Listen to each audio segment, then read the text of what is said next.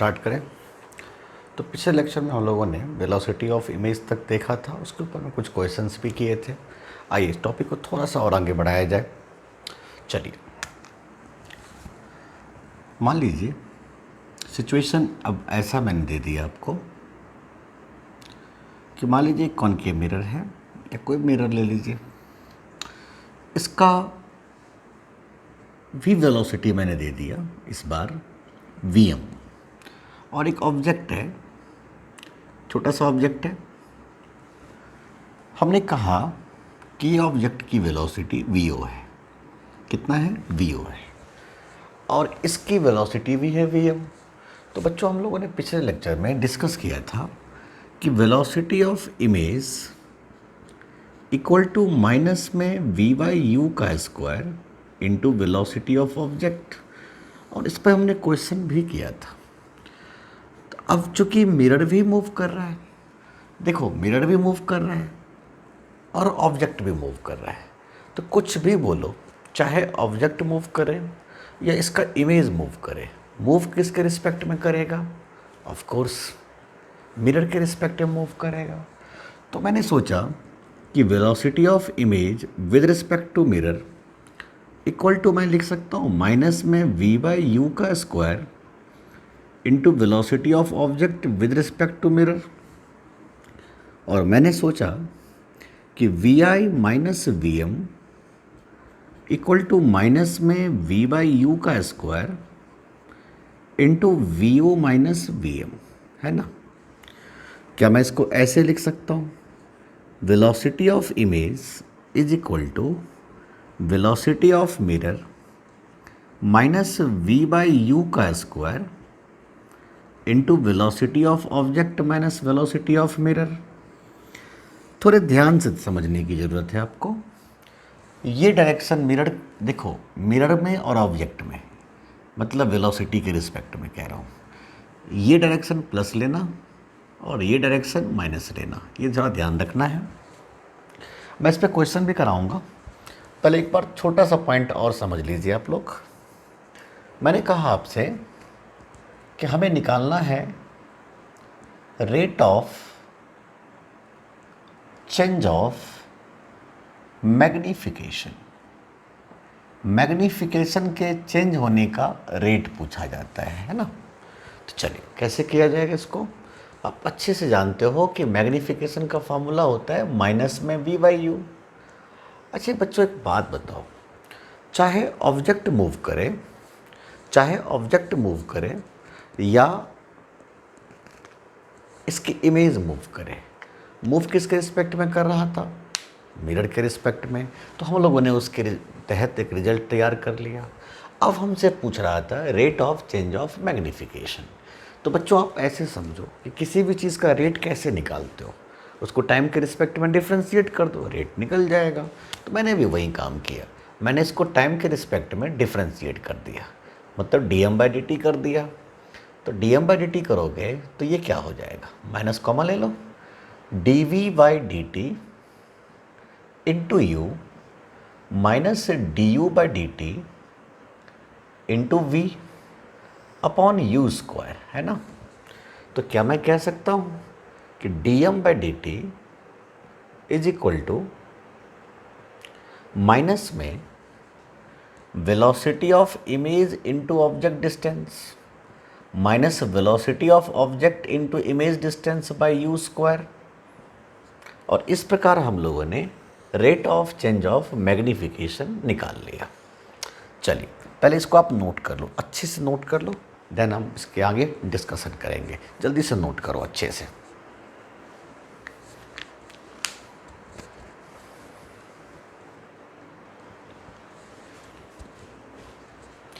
चलिए आप तो नोट कर लिया, तो हम आगे बढ़े।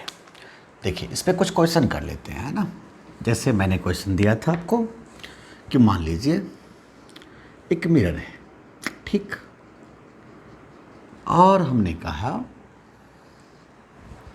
कि एक ऑब्जेक्ट, ये ऑब्जेक्ट है, ये ऑब्जेक्ट इस मिरर से 40 सेंटीमीटर के डिस्टेंस पे रखा हुआ है ना?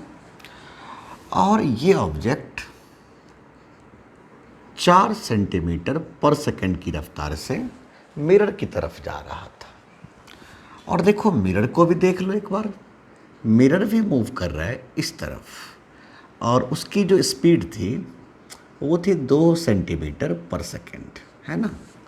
तो मैंने पूछा कैलकुलेट, पहला पार्ट वेलोसिटी ऑफ इमेज, दूसरा part velocity of image with respect to object, और तीसरा part rate of change of magnification. देखिए मैंने 3 पार्ट पूछा है क्वेश्चन का। अब इस तीनों पार्ट को हम कैसे डील करेंगे थोड़े अच्छे से समझने की कोशिश करें। हम सबसे पहले, हमें पता है velocity of image equal to Vm minus VU का square into velocity of object minus velocity of mirror. बच्चों हम ये फॉर्मूला तभी यूज़ कर पाएंगे जब एक बार हमें इमेज डिस्टेंस पता लग जाए। तो चलिए सबसे पहले हम इमेज डिस्टेंस निकाल लेते हैं। तो इमेज डिस्टेंस कैसे निकालेंगे आप, 1/v plus 1/u equal to 1/f, है ना। और आप कह सकते हो 1/v प्लस ऑब्जेक्ट डिस्टेंस तो -40 है ना, object distance is always negative, तो हम कह सकते हैं ऑब्जेक्ट डिस्टेंस इज -40। और इसका फोकल लेंथ चलो मैंने दे दिया क्वेश्चन में, चलो 20 सेंटीमीटर इसका फोकल लेंथ है, ठीक है ना। तो चलो मैंने पुट कर दिया यहाँ पर 1/-20 सेंटीमीटर। तब आप देख सकते हो 1/v is equal to minus में 1/20 प्लस में 1/40, और आप कह सकते हो दिस इज 40, 20 दूनी 40, 40 1। इसका मतलब image distance is formed at -40 centimetre. अगर आप थोड़े एक्सपर्ट थे तो आप ऐसे भी पता कर सकते थे बच्चों कि चूँकि हमने ऑब्जेक्ट को इसके सेंटर ऑफ कर्वेचर पे रखा था तो इसका इमेज तो वहीं पर बनना चाहिए था बच्चों, तो हम लोगों ने इमेज निकाल लिया। अब चूँकि हमें इमेज डिस्टेंस पता है, हम बड़ी आसानी से इसमें सॉल्व कर देंगे। कैसे सॉल्व करेंगे बच्चों, velocity of image equal to velocity of mirror. देखो वेलोसिटी ऑफ मिरर कितना है, 2 या -2, -2, क्योंकि मैंने पहले ही बोल दिया था कि ये डायरेक्शन को नेगेटिव लेना और ये डायरेक्शन को पॉजिटिव लेना इन केस ऑफ स्पीड। तो मैं लिखूँगा माइनस में 2, माइनस में -40 अपॉन -40 का स्क्वायर, ठीक, -40 अपॉन -40 का square into velocity of object, velocity of object is 4 minus of -2। तो हमने देख लिया ये तो कट जाएगा बच्चों, -2 -6, और ये मेरा वैल्यू आ गया 8 सेंटीमीटर पर second. This is the velocity of image here. हमने वेलोसिटी ऑफ इमेज निकाल लिया बच्चों। पहला पार्ट तो निकल चुका है हमारा आंसर। अब दूसरा पार्ट क्या कह रहा है, velocity of image with respect to object. तो velocity of image with respect to object it means VI minus VO पूछ रहा था हमसे। तो चलिए VI कितना है -8 और VO कितना है प्लस में 4, और हमने पुट कर दिया तो वैल्यू आ गया -12 सेंटीमीटर पर second, and this is the velocity of image with respect to object. जो तीसरा सबसे महत्वपूर्ण बात यहाँ पर सामने आ रहा है कि rate of change of magnification. इसको कैसे किया जाए बच्चों, बहुत सिंपल, dm/dt मैं पूछ रहा था ना, तो dm/dt कैसे निकालेंगे आप लोग। तो हमारा क्या फॉर्मूला होता था, याद करिए, माइनस में velocity of image into object distance minus velocity of object into image distance by you square. और हम कह सकते हैं माइनस में velocity of image, velocity of image देखिए हमने निकाल रखा है -8, तो यहाँ पर पुट कर दीजिए -8 गुना ऑब्जेक्ट डिस्टेंस। ऑब्जेक्ट डिस्टेंस कितना है 40, तो ऑब्जेक्ट डिस्टेंस कितना है बच्चों 40, -40 minus velocity of object, velocity of object कितना था 4, तो लिखेंगे 4 इंटू ये भी 40 माइनस में डिवाइडेड बाय यू स्क्वायर। और यू स्क्वायर कितना निकाला आपने, यू कितना निकाला था देख लीजिए, -40 था, तो -40 का स्क्वायर। और हमने इसको आसानी से सॉल्व कर दिया और रिजल्ट निकल के तैयार है बच्चों। तो हमने कैसे निकाला इस क्वेश्चन को समझ में आ चुका है। आप अच्छे से इसको नोट करो, जल्दी से नोट कर लो।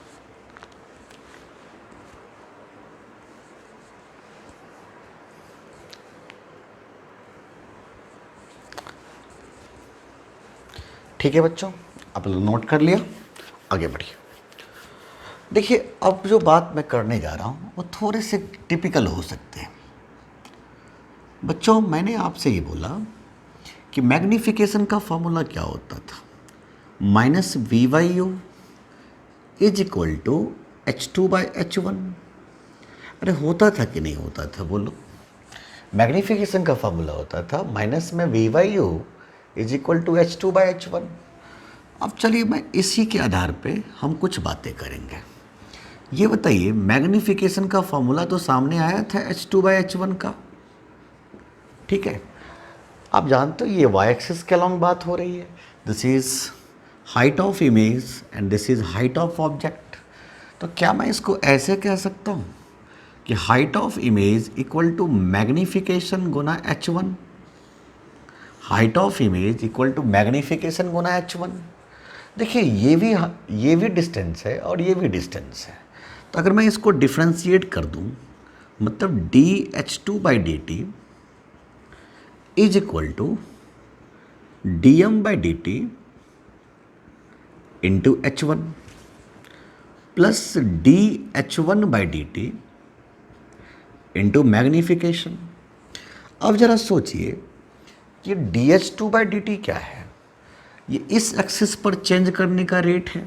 इसका मतलब इसको मैं कह सकता हूँ कि velocity of image along the Y axis, velocity of image along the Y axis is equal to dm/dt into h1। और dh1/dt को क्या कहोगे, dh1/dt क्या है सोच के देखिए।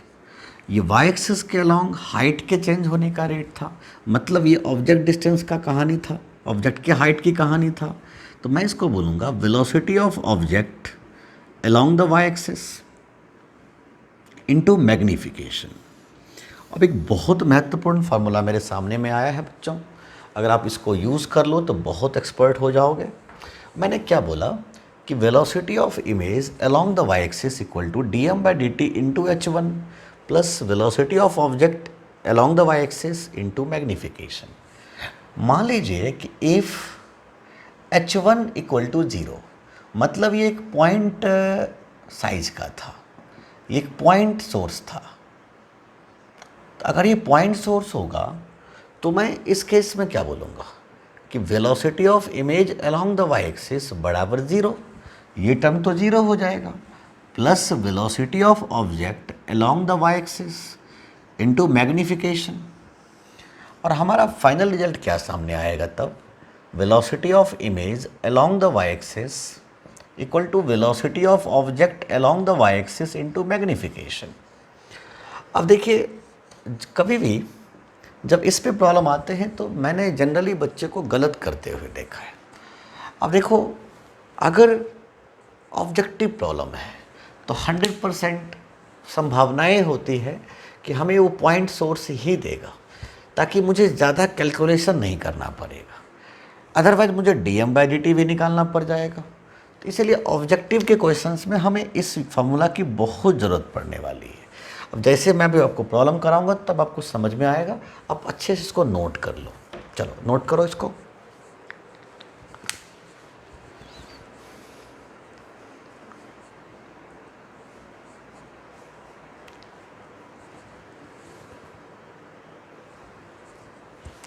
तो मैं उम्मीद है आपको समझ में थोड़े थोड़े आने लगे हैं। तो चलिए देखते हैं इसमें क्वेश्चन कैसे आता है। थोड़े ध्यान से समझने की ज़रूरत है आपको बच्चों। मान लीजिए हमें इस तरीके का क्वेश्चन दे दिया और हमें कह दिया कि एक कॉनकेव मिरर है। देखिए कॉनकेव मिरर है, ठीक है। इसके सामने भी एक ऑब्जेक्ट रखा हुआ है, मान लीजिए इसकी फोकल लेंथ है, चलिए डाटा आसान ले लेते हैं, 20 सेंटीमीटर, और हमने इस ऑब्जेक्ट को रखा है 40 सेंटीमीटर के सेपरेशन पे। मेरा क्वेश्चन क्या है, जरा उसको समझें। मेरा क्वेश्चन ये है कि ये ऑब्जेक्ट 10 सेंटीमीटर पर सेकंड की रफ्तार से जा रहा था and the angle is 37 degree. ठीक है, ये 10 सेंटीमीटर पर सेकंड से ऐसे जा रहा था और ये एंगल दे रखा है आपको बच्चों 37 डिग्री। और हमने क्वेश्चन में और थोड़ा मिक्स कर दिया कि ये मिरर देख रहे हो आप, ये मिरर इधर मूव कर रहा है 2 सेंटीमीटर पर सेकंड की रफ्तार से। तो मैंने पूछ लिया आपसे कि वेलोसिटी ऑफ इमेज का वैल्यू क्या होगा इन वेक्टर फॉर्म। लिख देता हूँ मैं, इन वेक्टर फॉर्म। वेक्टर फॉर्म में बताइए कि वेलोसिटी ऑफ इमेज क्या होगा। अब बच्चों इसको सॉल्व कैसे किया जाए, सोचिए। हमने कुछ ऐसे सोचा कि यार क्यों ना मैं इसको 2 कंपोनेंट में पहले तोड़ दूं। अगर ये 10 है, ये 37 डिग्री है, तो ये कहलाएगा 10 cos 37 डिग्री, और ये कहलाएगा 10 sin 37 डिग्री। आप अच्छे से जानते हो बच्चों, cos 37 होता है 4/5 और sin 37 होता है 3/5। मैंने सॉल्व कर दिया है इसको, तो ये आ गया 8 और ये कितना आया बच्चों 6। इसका मतलब ये हुआ कि वेलोसिटी ऑफ ऑब्जेक्ट क्या है, वो है 8I + 6J, है ना। इसका मतलब वेलोसिटी जो ऑफ ऑब्जेक्ट जो है वो 8 सेंटीमीटर पर सेकेंड एक्स के लॉन्ग है और 6 सेंटीमीटर पर सेकेंड वाई के लॉन्ग है। एक चीज़ मुझे और इन्फॉर्मेशन यहाँ से कलेक्ट करना था कि जो वेलोसिटी ऑफ मिरर है वो सिर्फ एक ही एक्सिस पे है, और उसको मैं लिखूँगा माइनस में 2I कैप + 0J कैप। मतलब ये वेलोसिटी ऑफ मिरर सामने आ गया। हमसे क्या पूछ रहा था बच्चों कि वेलोसिटी ऑफ इमेज बताइए कितना होगा।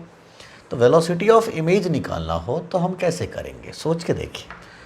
वेलोसिटी ऑफ इमेज निकालना होगा तो वेलोसिटी ऑफ इमेज निकालने के लिए हम ऐसे बोलेंगे, velocity of image along the x axis I cap plus velocity of image along the Y axis J cap. अब ज़रा समझने की कोशिश करें। जब मैंने पूछा आपसे कि velocity of image along the x axis कैसे निकालोगे, तो कहोगे सर जी हमने जो इससे पहले फॉर्मूला डिराइव किया था वो तो एक्स के अलोंग ही था, जिसमें मैंने आपको बताया था ना कि वेलोसिटी ऑफ इमेज होता है velocity of mirror minus v/u का square into vo minus vm। और आपको मैं काइंडली इन्फॉर्म कर दूं, ये सारे के सारे एक्स एक्सिस के लॉन्ग वाले फार्मूला ही हैं, ये सारे के सारे एक्स एक्सिस वाले ही फार्मूला थे, क्योंकि मैंने इसको डिराइव ही एक्स के लिए किया था। तो इसको सॉल्व करना मेरे लिए आसान हो गया। अब देखो मैंने डाटा कितना आसान दिया था कि मैंने फोकल लेंथ दिया था 20 सेंटीमीटर और ऑब्जेक्ट को रखा था 40 सेंटीमीटर पे। इसका मतलब इमेज डिस्टेंस भी -40 सेंटीमीटर ही होगा, क्योंकि मैंने इसके सेंटर ऑफ कर्वेचर पे रखा था। तो अगर सेंटर ऑफ कर्वेचर पे रखोगे तो जहाँ पर रखोगे सेंटर ऑफ कर्वेचर पे वहीं पर इमेज बन जाएगा। अब बात उठता है velocity of image along the x axis निकालें कैसे। तो चलिए velocity of mirror along the x axis देखिए क्या दे रखा है -2, तो लिखेंगे -2 माइनस ऑफ, देखिए इमेज डिस्टेंस है -40 और ऑब्जेक्ट डिस्टेंस भी है -40 का square into velocity of object along the x axis, and you know this is the 8I, मतलब 8 है बस, और minus of velocity of mirror along the x axis, this is minus of -2 here, और ये cut जाएगा बच्चों। तो मैंने देखा कि -2 - 10 और मेरा वैल्यू आ गया -12 सेंटीमीटर पर सेकेंड। इसका मतलब velocity of image along the x axis निकल के सामने आ चुका है। अब बात उठता है velocity of image along the Y axis कैसे निकालूं। तो मैंने इसका भी फार्मूला अभी डिराइव किया था, velocity of image along the Y axis के लिए हमने बताया था dm/dt into h1 plus velocity of object along the Y axis into magnification. अरे यही तो फॉर्मूला था, सोच के देखिए। चूंकि मेरे को h1 का वैल्यू 0 है, देख सकते हो ये पॉइंट मास है, तो h1 का वैल्यू 0 आ गया। तो अगर h1 का वैल्यू 0 आ गया तो हम ज़रूर कहेंगे कि velocity of image along the Y axis का जो वैल्यू होगा वो होगा velocity of object along the Y axis. Velocity of object along the Y axis है 6, और इसकी मैग्नीफिकेशन क्या है? ऑफ कोर्स मैग्नीफिकेशन का फार्मूला क्या होता है ये बात आप अच्छे से जानते हो, माइनस में v/u, मतलब माइनस में -40/-40। इसका जो मैग्नीफिकेशन आया वो कितना आया बच्चों? क्या लिखेंगे? मैग्नीफिकेशन आया है -1। इसका मतलब velocity of image along the Y axis आ गया है -6 सेंटीमीटर पर सेकेंड। इसका क्या तात्पर्य हुआ कि जो मेरा वेलोसिटी ऑफ इमेज पूछ रहा था वो वेलोसिटी ऑफ इमेज मेरा क्या निकल के सामने आया, ज़रा सोचिएगा। x के अलोंग ये था, y के अलोंग ये था, तो मैं वेलोसिटी ऑफ इमेज को ज़रूर कहूँगा -12i cap -6j cap centimetre पर second, and that's your correct answer. आप इसको अच्छे से नोट कर लो, बढ़िया से समझो इसको, फिर मैं आगे बढ़ता हूँ। आप अच्छे से पहले नोट कर लो। चलो, बहुत बढ़िया।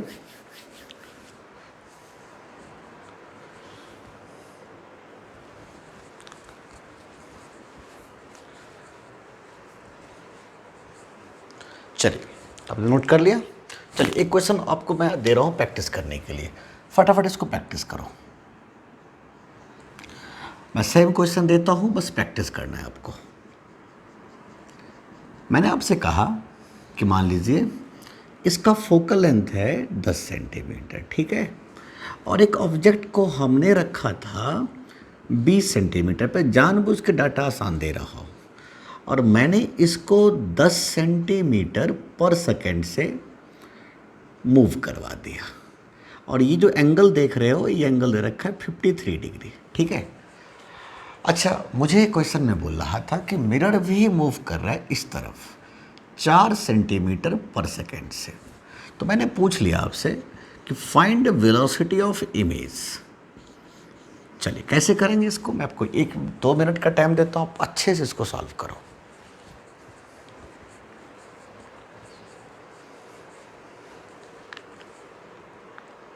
चलिए,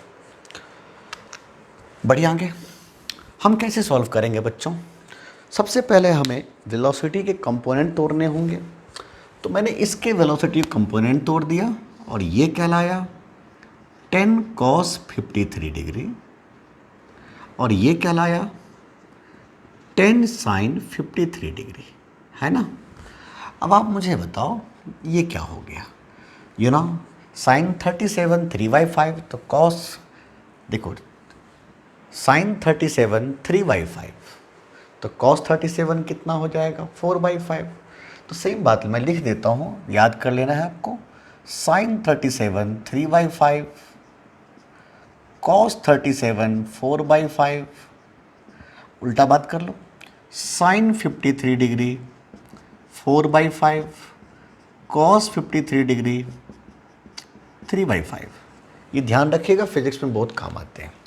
तो cos 53 का वैल्यू कितना है बच्चों 3/5, तो अब देख सकते हो ये 6 आ गया, और sin 53 का वैल्यू कितना होता है 4/5, तो देख सकते हो कितना आ गया 8।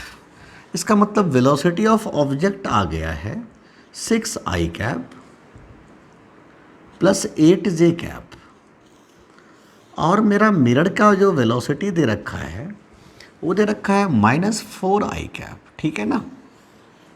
चलिए सोचिएगा, यहाँ तक तो समझ में आ ही चुका है आपको। अब हम बात कर लेते हैं कि इसका इमेज डिस्टेंस कितना होगा -20 सेंटीमीटर। क्यों? क्योंकि हमने इसके सेंटर ऑफ कर्वेचर पर रख दिया था। अब चलिए, मुझे velocity of image along the x axis निकालना है, तो क्या फार्मूला पता है? Vm - V/u का square into V O minus V M, और ये सारे एक्स के अलॉन्ग, तो वेलोसिटी ऑफ मिरर एक्स के अलॉन्ग कितना है, -4, माइनस में -20 बाई -20 का square into velocity of object क्या है 6, और वेलोसिटी ऑफ मिरर कितना दे रखा है -4। तो मैं सोच लिया था कि ये तो कट जाएगा, ये हो जाएगा -4 और ये हो जाएगा 6 4 10। तो velocity of image along the x axis आ गया है -14 सेंटीमीटर पर सेकेंड। अब सेम बातें हम लोग फिर से करेंगे। हमें चूंकि velocity of image along the Y axis निकालना है, तो मैंने क्या बताया था, dm/dt into h1 plus velocity of object along the Y axis into magnification. चूँकि ये तो गया क्योंकि h1 का वैल्यू ही 0 है, और velocity of object along the Y axis है 8, और इसका मैग्नीफिकेशन -1, तो ये वैल्यू आ गया -8 सेंटीमीटर पर सेकेंड। इसीलिए velocity of image equal to -14I -8J centimetre पर सेकेंड। मुझे उम्मीद है बहुत अच्छे समझ में आ गया होगा। आप अच्छे से इसको नोट कर लो, फिर हम आगे डिस्कस करते हैं, ठीक है ना।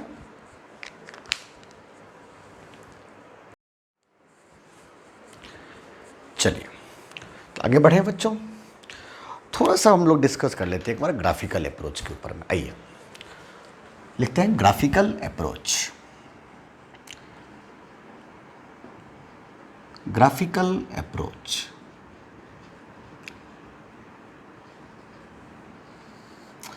बच्चों हमसे पूछ लेता है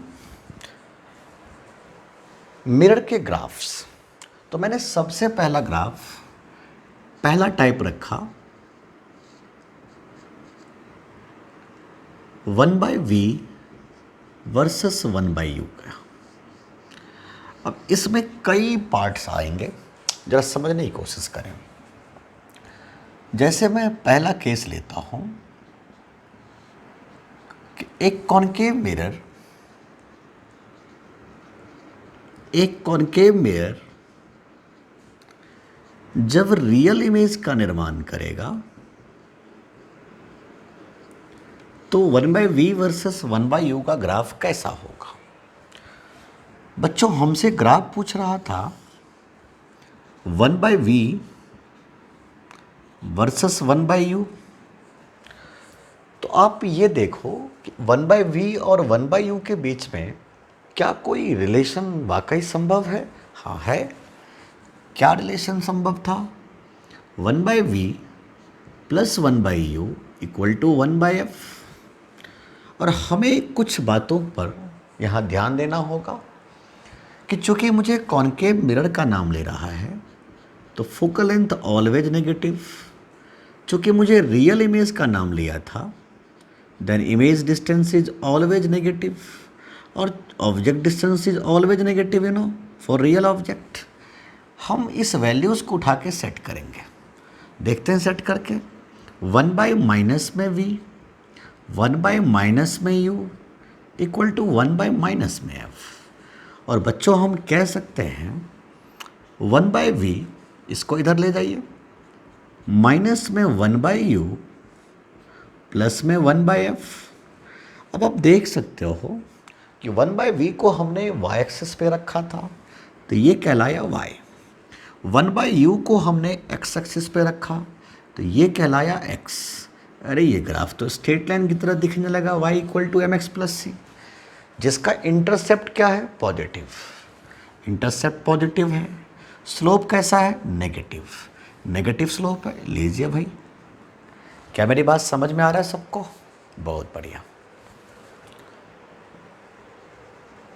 हम फिर से ग्राफ डिस्कस करें। मैंने सेकंड केस ले लिया। मैंने कहा एक कॉनकेव मिरर जब वर्चुअल इमेज का निर्माण करेगा तो इसका ग्राफ कैसा होगा। जरा सोचिए कैसा ग्राफ होने वाला था। हमें पूछ किसके बीच में रहा था, 1/v वर्सेस 1/u। तो अब आप क्या जवाब दोगे कि सर जी ये है 1/v और ये है 1/u, क्या इन दोनों में कोई रिलेशन होता है? बिल्कुल होता है। 1/v plus 1/u equal to 1/f। और मुझे कुछ कंडीशन दिया है, कॉनकेव मिरर है मतलब फोकल लेंथ नेगेटिव है, वर्चुअल इमेज है मतलब इमेज डिस्टेंस पॉजिटिव है, और ऑब्जेक्ट डिस्टेंस को ऑलवेज नेगेटिव लेना था आपको। हमने इस वैल्यू को उठा करके इसमें पुट कर दिया। तो देख सकते हो 1/v 1/नेगेटिव में u 1/- में f, और हमने कह दिया 1/v बराबर 1/u माइनस 1/f। जरा सोचिएगा आप लोग खुद, ये y है, ये mx प्लस c है, इंटरसेप्ट नेगेटिव इंटरसेप्ट है और स्लोप पॉजिटिव है। ये रहा ग्राफ। क्या मेरी बात समझ में आ रहा है? हम फिर बात कर लेते हैं थर्ड केस में।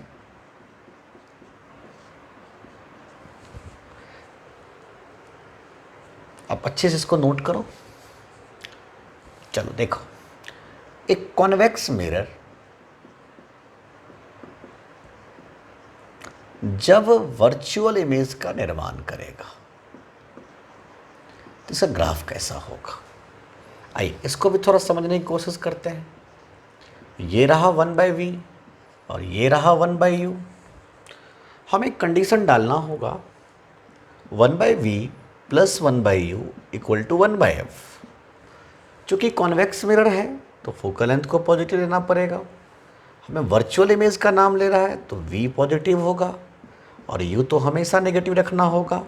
तो मेरा जो ग्राफ बन रहा है बच्चों, ये कुछ इस प्रकार बना, y बराबर mx प्लस c। और आप देख सकते हो इंटरसेप्ट पॉजिटिव है, इंटरसेप्ट पॉजिटिव है, स्लोप भी पॉजिटिव है, स्लोप भी पॉजिटिव है। इस प्रकार हम लोगों ने ग्राफ तैयार कर लिया। तो ये मेरा पहला टाइप का ग्राफ था। अब मैं आपसे पूछ सकता हूँ कि नहीं भाई मुझे v वर्सेस u का ग्राफ चाहिए। आप अच्छे से इसको नोट करो, देन इसको मैं देखता हूँ। जल्दी जल्दी फटाफट नोट कर लो।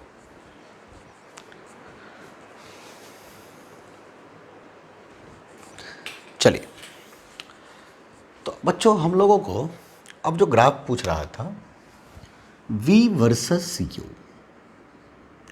क्या ग्राफ पूछ रहा था? v versus u। आइए इसको भी डिस्कस किया जाए। इसमें मैं कंबाइन ग्राफ पूछूंगा आपसे।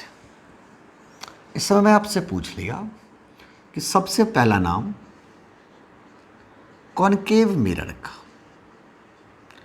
चलिए जरा आपको सोचना होगा जब भी ग्राफ प्लॉट करें कि v और u के बीच में डायरेक्टली लिंक क्या बन सकता है।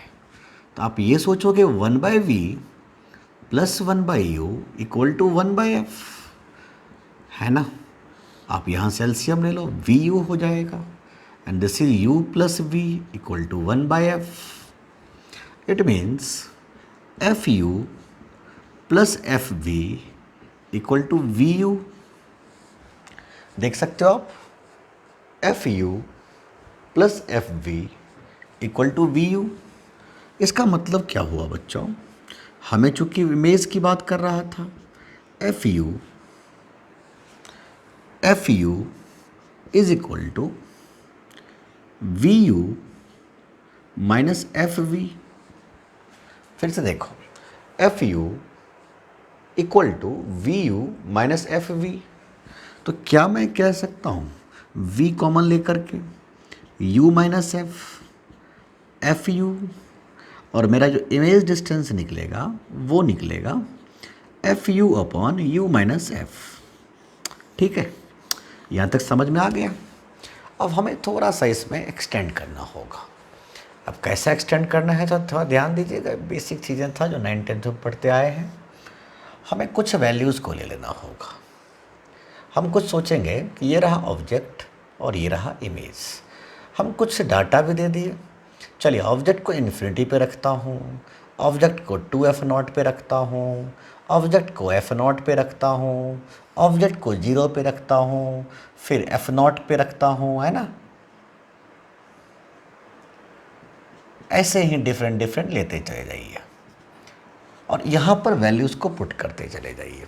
जैसे देखिए ना, ऑब्जेक्ट को इन्फिनिटी पे रखेंगे, ऑब्जेक्ट को अगर इन्फिनिटी पे रखोगे तो इमेज कहाँ बनेगा, फोकस पे, -f0 पे बनेगा, बिकॉज आप देख सकते हो object distance is always negative. आप ऐसे वैल्यू को पुट करके निकाल लीजिए। आपका जो ग्राफ निकलेगा उसके बाद आप ग्राफ प्लॉट करोगे, यहाँ लिखोगे v और यहाँ लिखोगे u, फिर डॉटेड लाइन लगा देना है, डॉट डॉट डॉट डॉट करके देखना है आपको। तो आपको दिखेगा कि इसका जो ग्राफ बनेगा कुछ इस प्रकार बनेगा बच्चों। इसका जो ग्राफ बनेगा कुछ इस प्रकार बनेगा।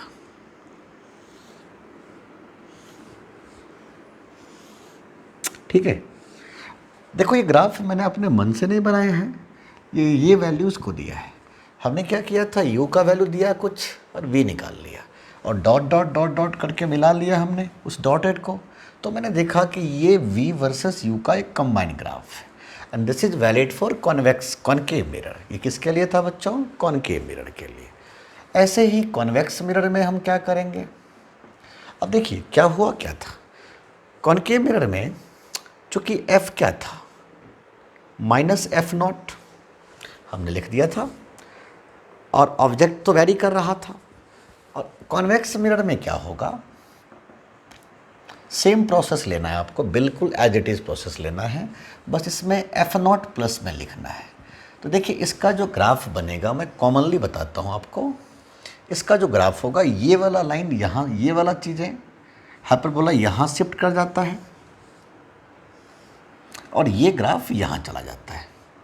तो ये ग्राफ किसके लिए था, v versus u for convex mirror. जल्दी से इसको नोट कर लो, अच्छे से नोट करो पहले, फिर हम आगे बढ़ते हैं।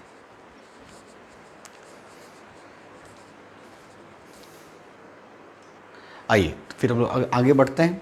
बच्चों अब हम लोगों ने आया प्रॉब्लम सेशन की तरफ आए, कुछ प्रॉब्लम इसके ऊपर में करेंगे, 4-5 क्वेश्चन करेंगे, तब थोड़े से फील आएगा टॉपिक का, फिर हम आगे बढ़ जाएंगे। आइए, तो प्रॉब्लम सेशन में पहला क्वेश्चन मैंने लिया था, a concave mirror has a focal length of 20 centimetre, find the position और positions of an object for which the image is double the size of object. अब देखिए इसको हम कैसे सॉल्व करेंगे। हमें कह रहा है कि कॉनकेव, देखिए एक कॉनकेव मिरर के पास कौन कौन से प्रॉपर्टी होते हैं, वो रियल इमेज भी बनाता है और वर्चुअल इमेज भी बनाता है बच्चों, है ना। तो यहाँ पर हम 2 केस ले लेते हैं। हमने कुछ ऐसे सोचा कि इफ इमेज इज रियल, हम ये मान के चलेंगे पहली बात कि इमेज रियल है। तो अगर इमेज रियल है तो मैग्नीफिकेशन नेगेटिव में आएगा, ये बात तो फिक्स है बच्चों। हमसे क्वेश्चन में क्या बोल रहा है कि find the positions of an object for which the image is double the size of object. Means magnification का फॉर्मूला होता है माइनस में v/u, और हमें चूँकि रियल इमेज का निर्माण हुआ है तो मैं लिखूँगा माइनस में 2 इज इक्वल टू माइनस में v अपॉन में माइनस ऑफ x। आप देख सकते हो, एंड हम कह सकते हैं v इक्वल टू माइनस में 2x। सोचने की ज़रूरत तो है नहीं, सीधा बोलिए 1/v plus 1/u equal to 1/f। जरा सोचिए 1/v plus 1/u equal to 1/f। 1 by minus 2x 1 by minus x is equal to, focal length दे रखा है 20 सेंटीमीटर माइनस में, चूँकि कॉनकेव मिरर है ये, तो हम क्या कहेंगे, माइनस माइनस कॉमन ले काट दीजिए, 1/2x plus 1/x equal to 1/20, और इसका एलसीएम आ गया 2x, तो ये हो गया 1, ये हो गया 2, इक्वल टू 1/20, 2 से 10 गया और x का वैल्यू आ गया 30 सेंटीमीटर। मतलब मेरा जो पहला आंसर आया है वो आया है 30 सेंटीमीटर। मतलब एक ऑब्जेक्ट को हमने 30 सेंटीमीटर पे रखा होगा तब जाकर के कि रियल इमेज का निर्माण हुआ था और उसकी मैग्नीफिकेशन डबल साइज का बना था। देखिए बात तो फिक्स है कि चूँकि देखिए इमेज का डबल होना 2 जगह से हो सकता है। या तो आप सेंटर ऑफ कर्वेचर से आगे रखो और पोल और फोकस से पीछे रखो, तो साइज तो डबल हो जाएगा, बट जो इमेज बनेगा वो रियल इमेज बनेगा। लेकिन फोकस से जैसे ही आगे ले जाओगे, फोकस से जैसे ही आगे ले जाओगे पोल के पास में, तो हम क्या कहेंगे कि यार इसका भी केस हो सकता है कि मैग्नीफिकेशन डबल हो जाए, मतलब इमेज का साइज डबल हो जाए। लेकिन इस बार जो इमेज बनेगा वो रियल इमेज नहीं बनेगा, वो वर्चुअल इमेज बन जाएगा जो कि मिरर से पीछे बनेगा। तो मैंने यही संभावनाएं देख करके इसके दो ऑप्शन ले लिए, दो तरीके से सॉल्व करने की कोशिश किया। और मैंने सोचा आपकी बार कि इफ़ इमेज इज रियल, अब चलो वर्चुअल बात कर लेते हैं। अगर इमेज वर्चुअल होगा तो इसका तो मैग्नीफिकेशन पॉजिटिव में आएगा बच्चों, और अगर मैग्नीफिकेशन पॉजिटिव में आएगा तो हम जरूर कहेंगे मैग्नीफिकेशन इज माइनस में v बाई यू। अब देख सकते हो मैग्नीफिकेशन का वैल्यू इस बार लिखेंगे प्लस में 2, माइनस में v upon minus of x, और इस बार मेरा इमेज डिस्टेंस आएगा 2x, है ना। तो हम क्या बोलेंगे, 1 by V plus 1 by U is equal to 1 by F.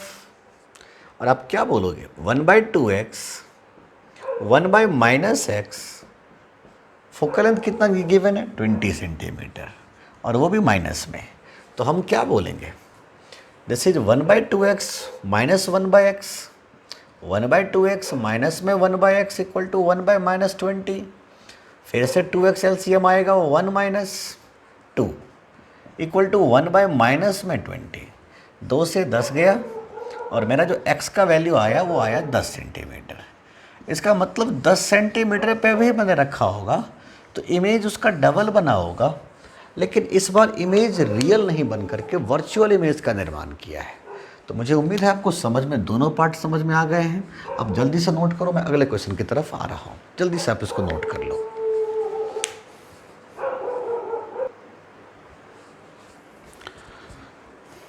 चलिए तो फिर अगले क्वेश्चन की तरफ हम लोग आए।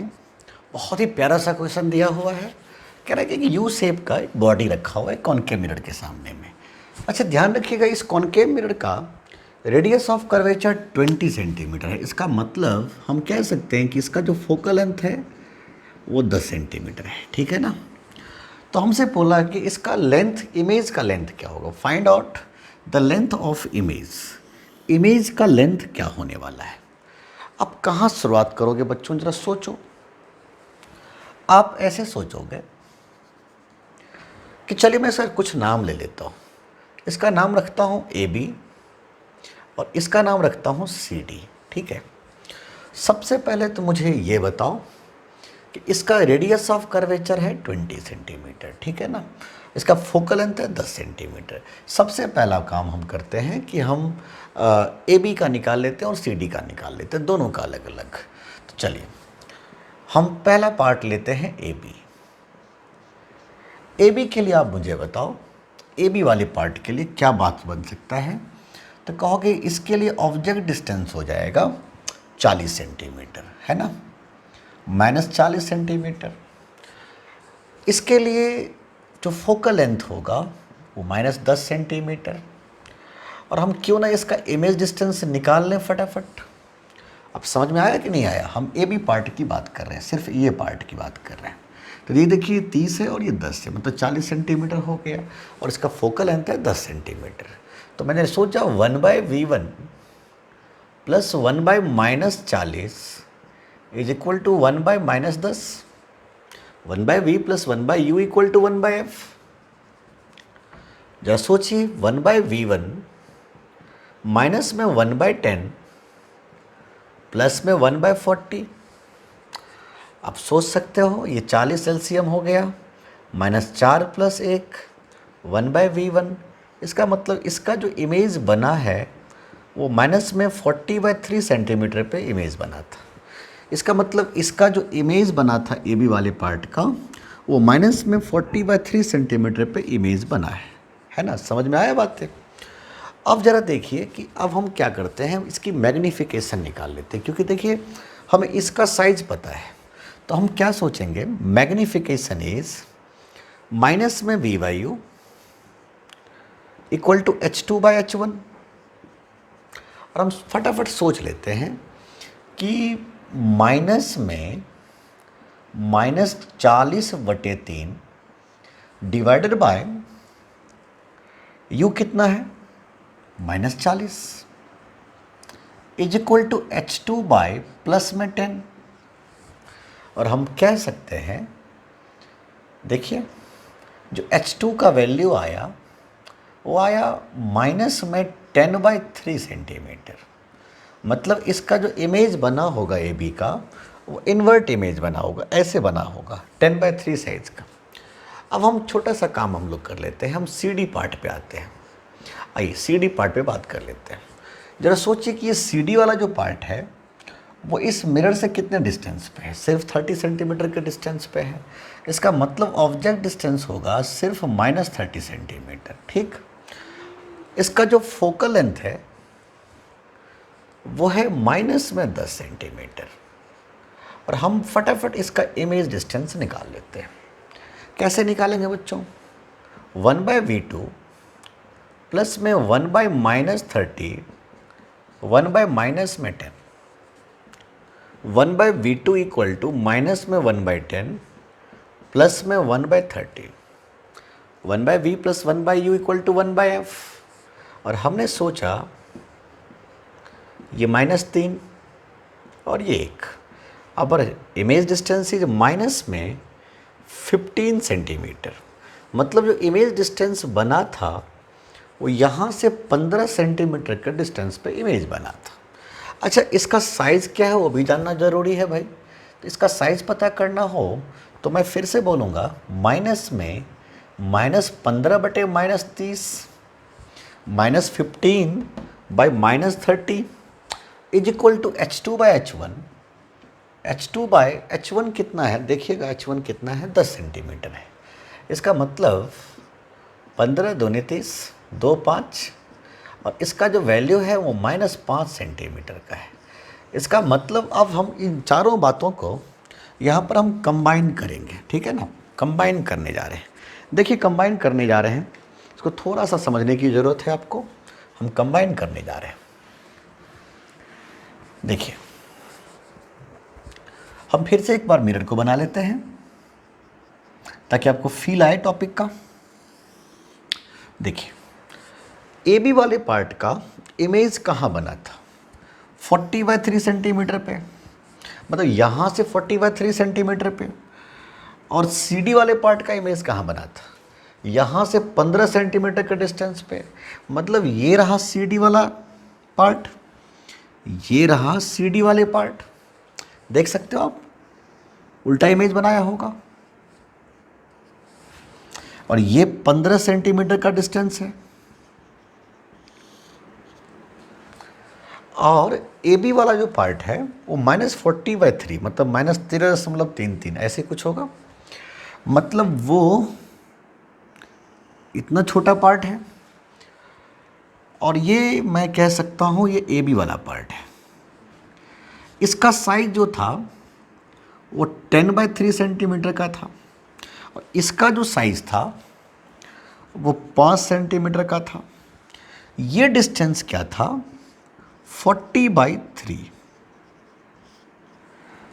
ए बी का जो इमेज बना था वो 40/3 पे बना था। सी डी का जो इमेज बना था वो यहाँ से 15 सेंटीमीटर पे। मतलब ये ऐसा ही इमेज बना होगा बच्चों। जरा सोच के देखिएगा, ऐसा ही इमेज बनेगा। अब हमें इमेज का लेंथ पता करना होगा। तो देखिए ये दोनों पार्ट तो पता है और ये पार्ट अभी पता कर लेता हूँ। 15 - 40/3 15 - 40/3 इक्वल टू ये distance. This is 45 - 40/3 and this is 5/3। मतलब ये कंफर्म हो गया कि ये 5/3 है। ये 5, ये 5/3 और ये 10/3। मतलब मैं पूरा लेंथ क्या बोलूँगा? 5 + 5/3 + 10/3 is the total length of the image here. It means this is 15 + 5 + 10/3। 15 5 20 10 30/3 10 centimetre. इसका मतलब जो लेंथ ऑफ इमेज है वो सिर्फ 10 सेंटीमीटर का है। हमें उम्मीद है आपको बहुत अच्छे से क्वेश्चन समझ में आ गया होगा। आप अच्छे से इसको नोट करो, जल्दी से इसको नोट करो, क्योंकि मैं अगले क्वेश्चन की तरफ मूव करने जा रहा हूँ। जल्दी जल्दी नोट करो।